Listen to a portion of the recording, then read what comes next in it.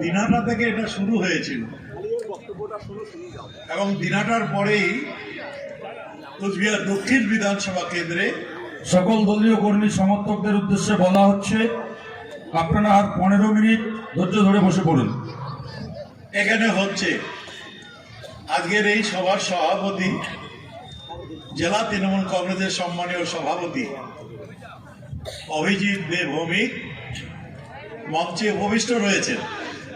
জেলা তৃণমূল কংগ্রেসের সম্মানীয় চেয়ারম্যান গিরীন্দ্রনাথ বর্মন মহাশয়, উপস্থিত রয়েছেন প্রাক্তন মন্ত্রী উত্তরবঙ্গ উন্নয়ন পর্ষদের ভাইস চেয়ারম্যান বিনয় কৃষ্ণ বর্মন মহাশয়, উপস্থিত রয়েছেন মঞ্চে প্রাক্তন মন্ত্রী প্রাক্তন সাংসদ আমাদের সবার প্রিয় হিতেন বর্মন মহাশয়, এবং উপস্থিত রয়েছেন জেলার অত্যন্ত জনপ্রিয় আমাদের সবারই ভালোবাসার মানুষ এবং কুচবিহার জেলার সব মানুষের ভালোবাসার মানুষ ভাতৃপ্রতিম জগদীশ বর্মা বসুনিয়া।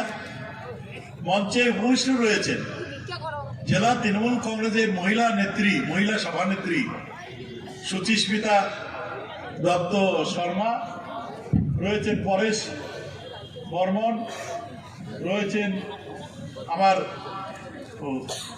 বন্ধুবর আব্দুল জলিল আহমেদ সহসভাপতি জেলা পরিষদ, পার্থপ্রতিম রায় আছে চেয়ারম্যান এনবিএসটিসি, উপস্থিত আছেন ছাত্রনেতা অনির্বাণ থেকে শুরু করে সমস্ত শাখা সংগঠনের নেতৃত্ব, এবং রয়েছেন পঞ্চায়েত সমিতির সভাপতি মাধবী থেকে শুরু করে পঞ্চায়েত সমিতির সদস্য কর্মাধ্যক্ষ, রয়েছেন জেলা পরিষদের যারা সদস্য রয়েছেন মঞ্চে উপস্থিত আমার কুচবিহার পৌরসভার ভাইস চেয়ারম্যান আমিনা আহমেদ থেকে শুরু করে কাউন্সিলরগণ এবং অঞ্চল সভাপতি, অঞ্চল প্রধান, পঞ্চায়েত সমিতি, পঞ্চায়েত, গ্রাম পঞ্চায়েত, বুথ সভাপতি, অঞ্চল সভাপতি থেকে শুরু করে সমস্ত স্তরের সংগ্রামী সাথীবৃন্দ। জগদীশের কথাটা অত্যন্ত গুরুত্বপূর্ণ কথা বলছে যে মাঠের মধ্যে এতদিন বাদে পঞ্চায়েত নির্বাচনের পরে একটা সভা 2 ঘন্টা একটু বসবেন, সিনেমা হলে গেলে 3 ঘন্টা বসেন, বোরিং ফিল করেন না, সুন্দরভাবে 2 ঘন্টা বসবেন, একটু কথা শুনবেন, একটু আলোচনা শুনবেন, এই ধৈর্যটা যদি না থাকে এর থেকে দুর্ভাগ্যের বিষয় আর কিছু হতে পারে না। আমি একজন কর্মী হিসাবে এই কথা বলতে আজকে বাধ্য হচ্ছি। তো বক্তব্য রাখার অবকাশ খুব কম, শুধু একটা কথা বলতে চাই, গত লোকসভা নির্বাচনে 19 সালে আমরা ভালো ফল করতে পারিনি, অল্প ভোটের বিনিময়ে আমরা হেরে গেছি। এবার আমরা জিততে চাই, তার জন্য আপনাদের সবার সমর্থন সহযোগিতা চাই। আগে একটা কথা ছিল, একটা আওয়াজ উঠত, খবরের কাগজের সাংবাদিকরা বলতো যে জেলার নেতাদের আলাদা আলাদা, কোনো মিল নাই। কি দেখছেন তো আজ মঞ্চে ছোট বড় মাঝারি সব নেতার একসাথে আছে। উদয়ন গুহর ক্যাবিনেট মিটিং আছে, তাই তাকে যেতে হয়েছে, কিন্তু আমরা সব এক রয়েছি, সব মঞ্চে একই দেখতে পারবেন। এবং এই নির্বাচনে আমরা যদি জিততে না পারি, জগদীশ যা বলছে তার থেকে আরো ভয়ঙ্কর ব্যাপার হতে যাচ্ছে। সাংসদ যারা জনগণের ভোটে নির্বাচিত হয়েছে, লোকসভায় তাদের পাঠিয়েছে জনগণ গণতন্ত্রকে রক্ষার জন্য, মানুষের জন্য কথা বলার জন্য, কিন্তু সেখানে দেখা যাচ্ছে জোরপূর্বক 150-র বেশি এমপিকে বরখাস্ত করা হয়েছে বেআইনি ভাবে। আর যারা পঞ্চায়েত হয়েছেন, পঞ্চায়েত সমিতি, জেলা পরিষদ হয়েছেন, আমরা যারা কাউন্সিলর হয়েছি, তারা কি বললেন, আমরা না জিততে পারলে, বিজেপি জিতলে আপনারা পঞ্চায়েত থাকবেন, আপনারা পঞ্চায়েত সমিতি থাকবেন, আপনারা জেলা পরিষদ থাকবেন, আমরা কাউন্সিলর থাকবো না। বন্ধু, যেখানে এমএলএ এমপিরা রেহাই পায়নি, সেখানে পঞ্চায়েতরা রেহাই পাবেন না। স্লোগান তুলছে, তারা বাংলাকে ভাগ করবে, আলাদা রাজ্য করবে। কখনো বলছে যে কেন্দ্রীয় শাসিত অঞ্চল করবে। একবার ভেবে দেখেছেন, কেন্দ্রীয় শাসিত অঞ্চল তর্কের খাতিরে যদি ধরে নিয়ে হয়, আপনার গণতান্ত্রিক কোনো অধিকার থাকবে না। মমতা ব্যানার্জির ৭২টা প্রকল্প, তার একটাও থাকবে না। কেন থাকবে না? তর্কের খাতিরে যদি ধরে নিই জম্মু কাশ্মীরের মতো আলাদা কেন্দ্র শাসিত অঞ্চল হবে, তার মানে মমতা ব্যানার্জির হাতে এই উত্তরবঙ্গ থাকছে না, কোচবিহার থাকছে না। যেহেতু তার সরকার থাকছে না, কেন্দ্রের শাসিত অঞ্চল হচ্ছে, কেন্দ্র শাসিত কোনো রাজ্যে কিন্তু রাজ্য সরকারের, পূর্বতন রাজ্য সরকারের যে সুবিধাগুলো থাকে না। যেমন কেন্দ্র শাসিত অঞ্চল হলে এই যারা রাজবংশী ভাই বোনেরা রয়েছে, আপনার শিডিউল কাস্ট থাকবেন না, শিডিউল কাস্টের সার্টিফিকেটে কোনো কাজ হবে না, লক্ষ্মীর ভান্ডার পাবেন না, স্বাস্থ্যসাথী কার্ড পাবেন না, ওই যে আপনার বার্ধক্য ভাতা, বিধবা ভাতা পাবেন না, লোকপ্রসার শিল্পী ভাতা পাবেন না, শ্রমিক ভাতা, কৃষক ভাতা, মুয়াজ্জম ভাতা, ইমাম ভাতা, পুরোহিত ভাতা পাবেন না। ৩ ভাগের জমি চাষ করলে কৃষক বন্ধু প্রকল্পে ১০,০০০ টাকা পান, সেটাও পাবেন না। কোনো সুবিধা আপনারা পাবেন না। জম্মু কাশ্মীরে মানুষের আগে কথা বলার অধিকার নেই, গৃহবন্দী করে তাদের রাখা হয়েছে, মিলিটারি শাসন করা হয়েছে।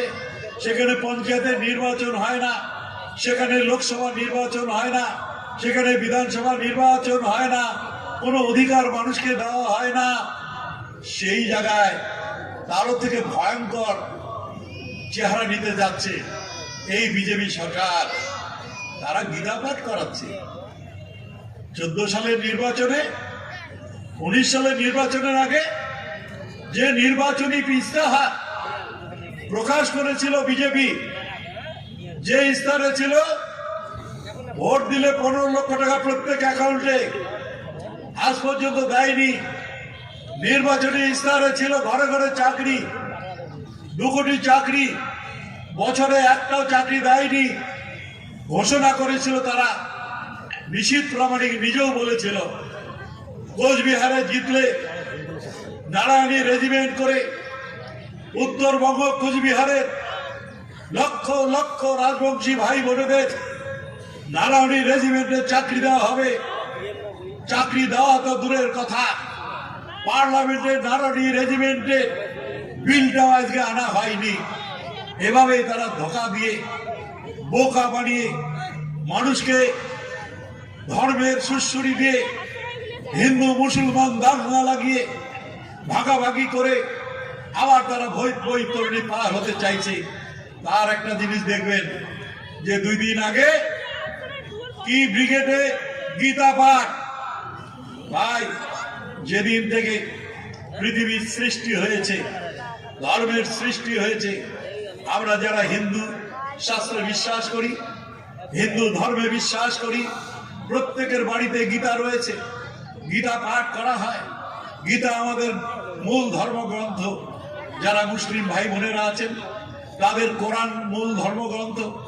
সেই কোরআন প্রত্যেকের বাড়ি বাড়ি রয়েছে। 5 ওয়াক্ত নামাজ পড়েন, কোরআন পাঠ করেন। হিন্দু যারা আমরা ভাইরা রয়েছি, আমরা গীতা পাঠ করি। গীতা আমাদের মূল ধর্মগ্রন্থ। আজকে এই বিজেপি সরকার, এরা উন্নয়ন নয়, মানুষকে দেওয়া প্রতিশ্রুতি পালন করতে চায় না, ধর্মের সুশ্রী দিয়ে আবার ভোট দিতে চায়। তাই গীতা একটা পবিত্র ধর্মগ্রন্থ, তা পাঠ করে ভোট নিয়ে যেতে চায়। হিন্দু মুসলমান উভয় তো ভারতবর্ষের নাগরিক। গীতা যদি পাঠ করা হয় যদি হিন্দুদের জন্য, তাহলে মুসলিম ভাই বোনদের জন্য কেন কোরআন পাঠ হবে না একই মাঠে? কেন হবে না? ভারতবর্ষ ধর্ম নিরপেক্ষ রাষ্ট্র, কেন তাহলে সেখানে কোরআন পাঠ হবে না? রামের কথা যদি বলা হয়, রহিমের কথা কেন বলা হবে না? কি কারণে বলা হবে না? আজকে এই কথাটা আমরা জানতে চাই। স্বামী বিবেকানন্দ ভারতবর্ষের আদর্শ, সেই স্বামী বিবেকানন্দ যিনি ভারতবর্ষকে বিশ্বের দরবারে মাথা উঁচু করতে শিখিয়েছেন, সেই স্বামী বিবেকানন্দকে নিয়ে বিজেপির একটা জারুয়া নেতা, ওই যে কি সুকান্ত চৌধুরী নাকি মজুমদার, একটা জারুয়া নেতা, হ্যাঁ, যার কোনো জ্ঞান নাই, কার নক্ত সত্য জ্ঞান নাই, হ্যাঁ, লেখাপড়া জানে না, হদল খুদ্দুত একটা নেতা স্বামী বিবেকানন্দর বিরুদ্ধে সমালোচনা করে। হ্যাঁ, আগে বুঝতে হবে। আর 2019 সালে কোচবিহার লোকসভা থেকে জিতছিল নিশীথ প্রামাণিক। জেতার পরে একটা কাজ করছে, 1 মিনিটের জন্য আসছে, 5 টাকার কাজ করছে, 5 বছরে প্রত্যেক বছর 5 কোটি টাকা করে এলাকা উন্নয়নের টাকা পাইছে। আপনারা জিজ্ঞাসা করেন বিজেপির নেতাদের, নিশীথ প্রামাণিক আসে ঘেরাও করেন, করে বলেন যে 5-25 কোটি টাকা কোথায় গেল, তুমি হিসাব দাও। মাচান বাবা সাজিয়া দাড়ি মোছ রাখিয়া খালি ঘুরি বেড়ায়, ঘুরি বেড়ালে আমার পেট ভরবে? হ্যাঁ, উন্নয়ন হবে? আর বড় বড় কথা কয়। আরো যে নিখিল বাউদিয়ার ডগ ঘুরি বেড়ায়, হ্যাঁ, এটা বাউদিয়ার ডগ ঘুরি, আমরা বাউদিয়ার চাই না, আমরা উন্নয়ন চাই। যে দল উন্নয়ন করবে সেই দলের প্রতিনিধি চাই। মমতা ব্যানার্জি আসার আগে গ্রামে জল ছিল না, বিদ্যুৎ ছিল না, রাস্তা ছিল না, যোগাযোগ ব্যবস্থা ছিল না, শিক্ষা ব্যবস্থা ছিল না। ঠাকুর পঞ্চানন বর্মার নামে বিশ্ববিদ্যালয়, ইঞ্জিনিয়ারিং কলেজ, সরকারি মেডিকেল কলেজ, হাসপাতালের মতো এবং হাসপাতাল, এখানে আপনার ঋষিগঞ্জে ঘোষকারডাঙ্গায় 2টো কলেজ হয়েছে, আইটিআই কলেজ, পলিটেকনিক কলেজ, সার্বিক উন্নয়ন হয়েছে। কি করেছে বিজেপি? একটা পয়সা দিয়েছে? উপরন্তু সাধারণ মানুষের, গরিব মানুষের মাথার ঘাম পায়ে ফেলে 100 দিনের কাজের টাকা আটকে দিয়েছে, নতুন কাজ বন্ধ করে দিয়েছে। কি অপরাধ? অপরাধ একটা, 2021 সালে ওই প্রধানমন্ত্রী, স্বরাষ্ট্রমন্ত্রী নাড্ডাজি ডেলি প্যাসেঞ্জারি করেছে। কেন্দ্রীয় সরকারের সমস্ত ক্ষমতা প্রয়োগ করেও 200 পার করতে পারেনি, 100 নিচে ছিল। এই রাগে এই কেন্দ্রের সাম্প্রদায়িক সরকার, বিজেপি সরকার, তারা আমাদের 100 দিনের কাজের টাকা আটকে রেখেছে, গ্রামীণ সড়ক যোজনার টাকা আটকে রেখেছে, 2018 সাল থেকে বাংলা আবাসনের ঘরের টাকা আটকে রেখেছে, বিভিন্ন প্রকল্পের টাকা তারা আটকে রেখেছে। আর একবার যদি তারা যেতে, আগামী দিনে আপনারা ঘর থেকে বাইর হতে পারবেন না। তাই বলতে চাই যে আগামী 2024-এর নির্বাচনে হাতে হাতে, কাঁধে কাঁধ মিলিয়ে, বিশেষ করে মহিলা কর্মী যারা আছেন, পঞ্চায়েত যারা আছেন, জেলা পঞ্চায়েত, পঞ্চায়েত সমিতি যারা রয়েছেন, আর যারা ভোটে কন্টেস্ট করে হেরে গেছেন, সবাইকে এক কাট্টা হয়ে আমাদের লড়তে হবে একসাথে। প্রত্যেকটা বুথের দায়িত্বে যারা রয়েছে, প্রত্যেকটা বুথে যারা পঞ্চায়েত রয়েছে, বুথ সভাপতি রয়েছেন, প্রত্যেকটা বুথে জেতার দায়িত্ব নিতে হবে। এবং রয়েছেন যারা অঞ্চল সভাপতি রয়েছে, তার অঞ্চলের লিড দেওয়ার দায়িত্ব তাদের নিতে হবে। জেলা পরিষদের যারা সদস্য রয়েছেন, তার জেলা পরিষদ এলাকার যত বুথ রয়েছে, যত অঞ্চল রয়েছে, সব দায়িত্ব তাদের জেতানোর দায়িত্ব নিতে হবে। মমতা ব্যানার্জি, অভিষেক ব্যানার্জি আমাদের সাথে রয়েছে, আমাদের পাশে রয়েছে। এই নির্বাচনের ব্যালটের মাধ্যমে আমরা যত বৈষম্য কেন্দ্রীয় সরকারের রয়েছে, 1,16,000 কোটি টাকা পাওনা রয়েছে, দিচ্ছে না। যত অন্যায় অত্যাচার রয়েছে, সেই সমস্ত অত্যাচারের জবাব, বঞ্চনার জবাব আমরা জোড়াফুল চিহ্নে ভোট দিয়ে আমরা মমতা ব্যানার্জির হাতে আমাদের প্রার্থীকে তুলে দিয়ে আমরা তার বদলা নিতে চাই। কে প্রার্থী হবে মমতা ব্যানার্জি ঠিক করবে। রাম শ্যাম যদু মধু যাকে দিবে আমরা খালি দেখব জোড়া ফুলের চিহ্নটা আছে কি নাই। কারণ ওই জোড়া ফুলটার সাথে আমাদের একটা স্মৃতি রয়েছে।